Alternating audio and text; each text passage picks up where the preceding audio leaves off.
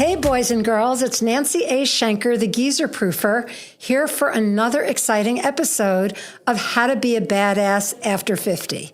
And a few weeks ago, I had a guest on my show. Please listen to the recording or watch the video, all about the power of the penis. Now, I couldn't rightly do that without bookending it with an episode about the vagina.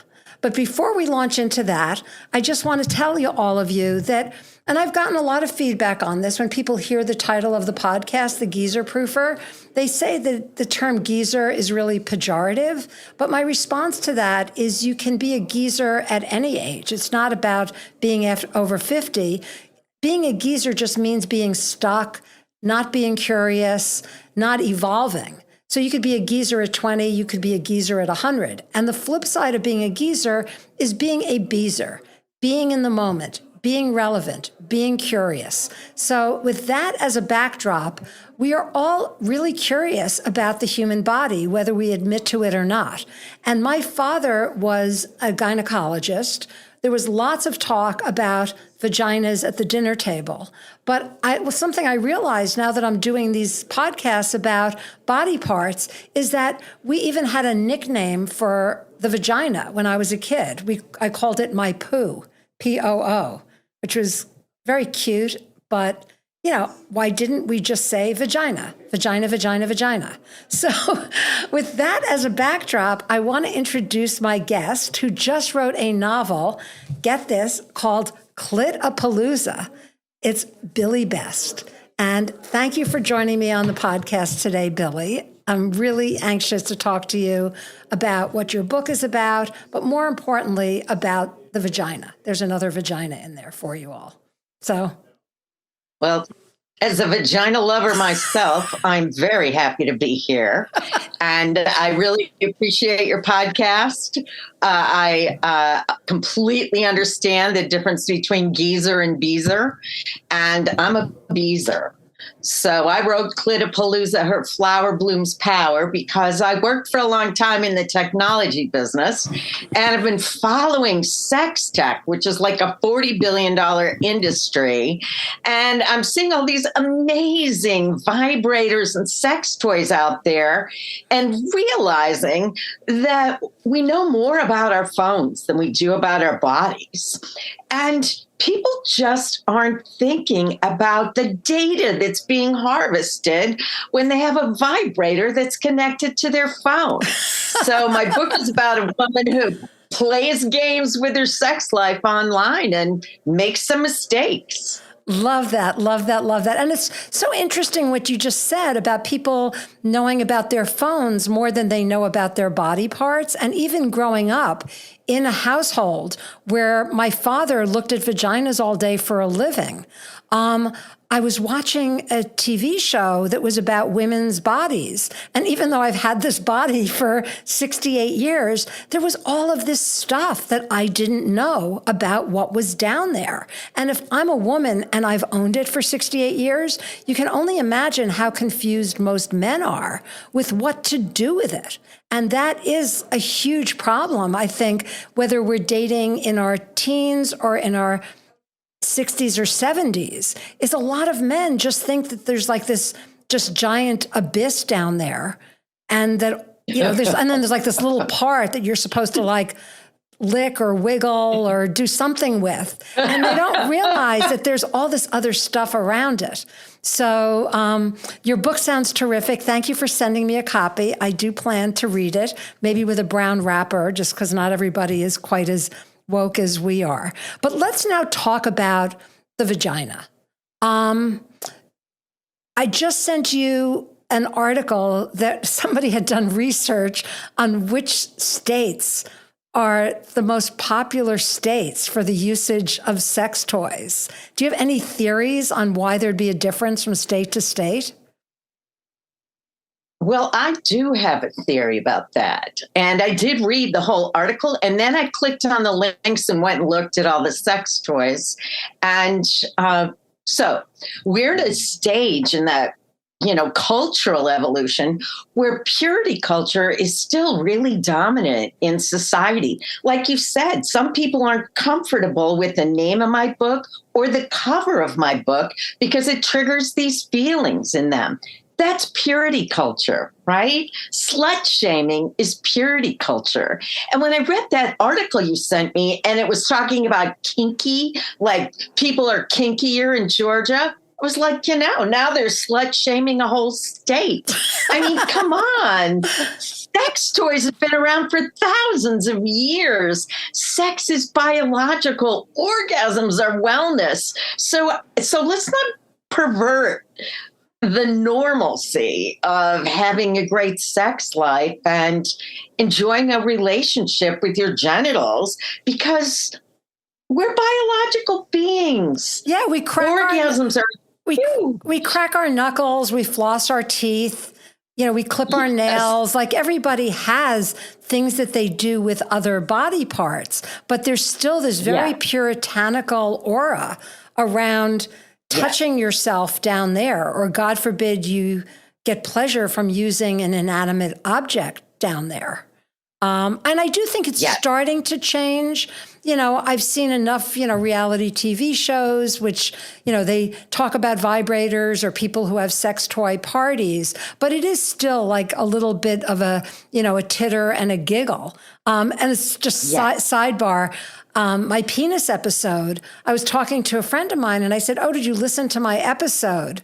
And he was kind of in denial that he had listened to that one. I'm like, why? It's like, you have one. Don't you want to hear about it? Like, it's a body, just another body part. Well, so purity culture, I think, hurts both women and men. It makes us all ashamed that we even have sexual feelings in addition to the sexual experiences. I think it hurts men because it makes men feel like they're supposed to be dominant, like there's no room for failure. And I listened to that episode and I thought the doctor was excellent because he normalized everything that goes on in us. I mean, biological life is diverse.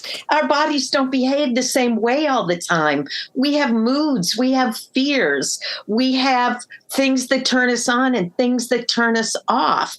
And that is so normal. And the more we normalize that and just relax around the idea of sex, sexuality, and especially touching, I think the better for us, for life in our bodies. And it's never too late. So actually, my next question is for our listeners who may be over 50, who grew up in very repressed environments. Maybe they were in sexless or sexually unsatisfying marriages. So let's say you're just beginning your sexual exploration after 50, 55, 65. What are some good ways? Like, what are some sexual liberation training wheels, as it were, other than buying your novel, of course, but any other tips? Right. Well, so my husband, who I was married to for 32 years, died in 2009. I'm sorry. And the man well, thank you for that. But the man I'm living with now we met in 2020. We knew each other in high school, but we reconnected during the pandemic. So that's a long, dry spell, okay? I was a man hater during that time. I was really angry at my husband. After he died, I found out he'd been cheating on me for years. So the drama in my head over all that. So no way did I want another man in my life. And I was really enjoying the freedom. And then Facebook connected me with this guy because I knew him a long time ago. And I was like, oh, yeah.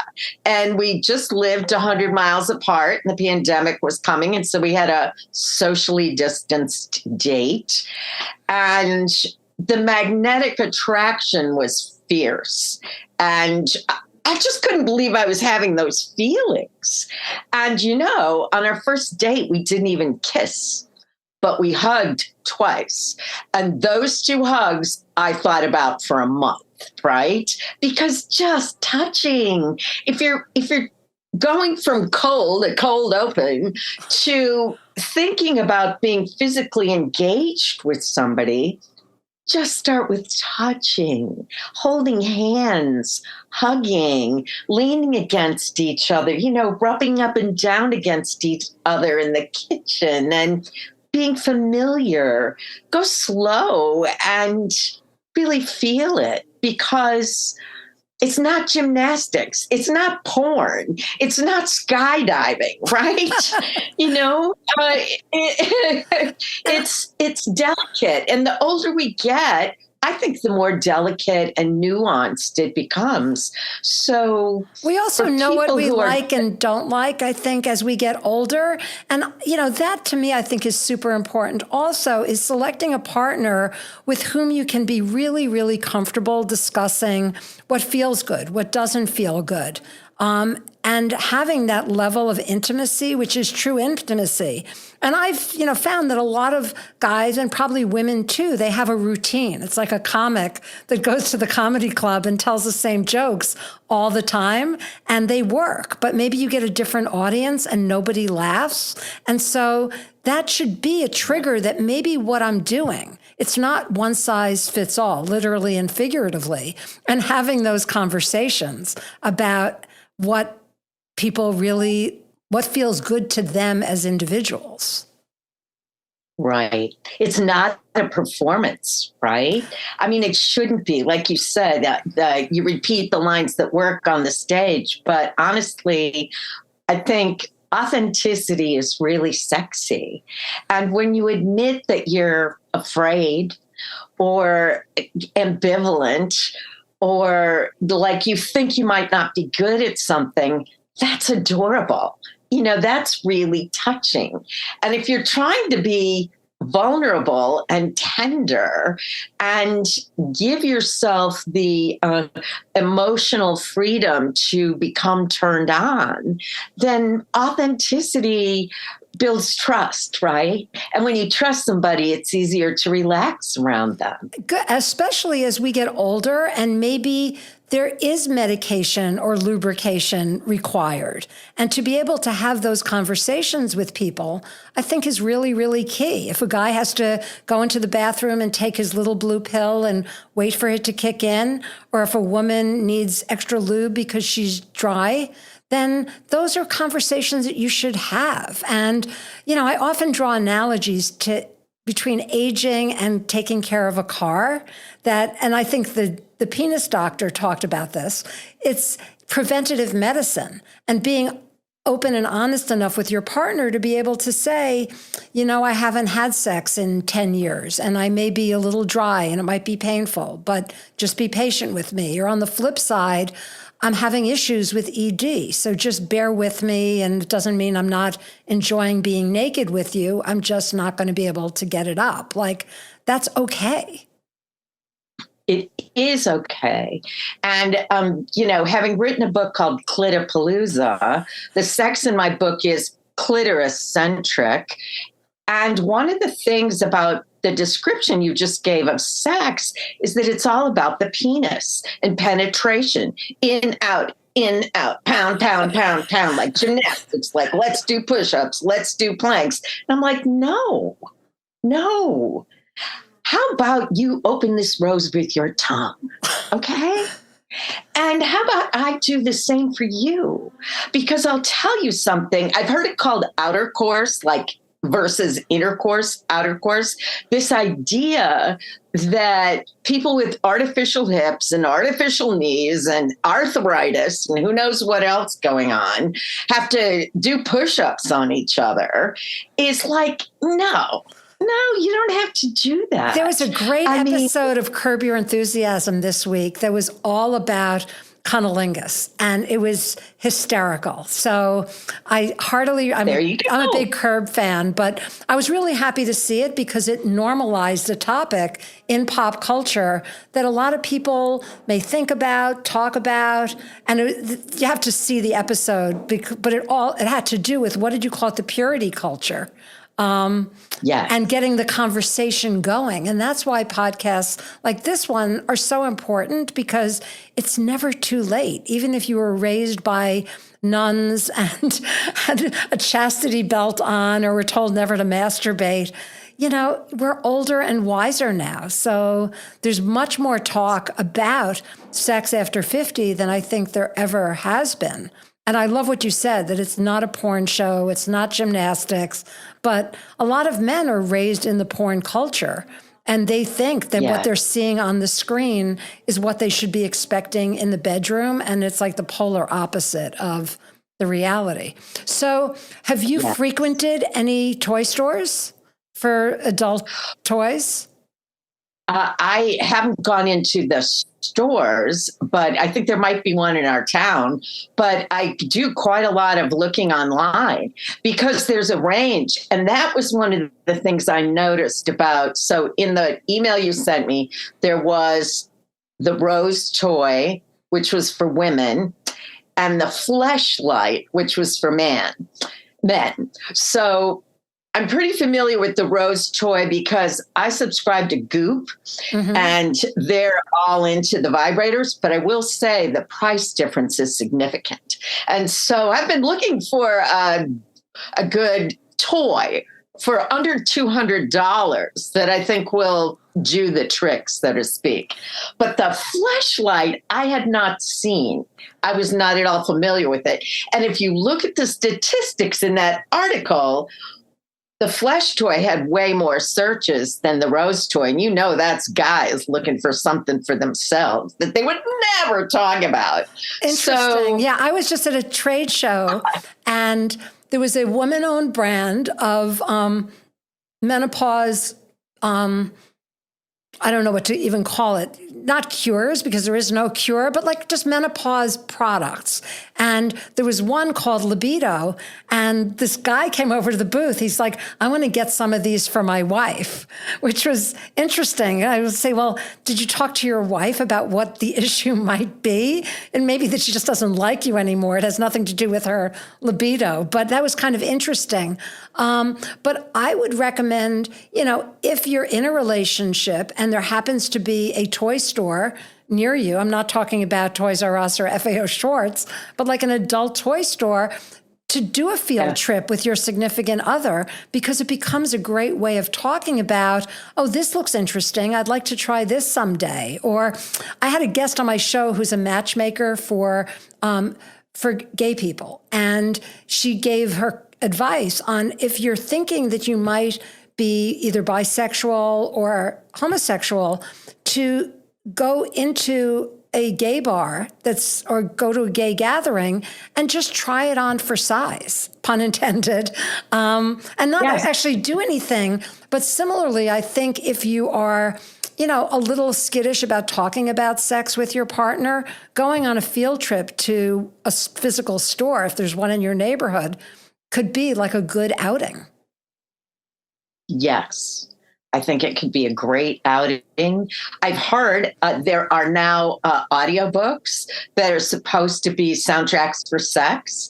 So there's that. Cool. And honestly, I just want to go back to touching, because if you have a comfortable physical relationship where you're used to being together physically and embracing, tangling your legs in bed, just feeling each other's skin, taking a shower together, those things, that intimacy becomes a practice. And it's like practicing anything else.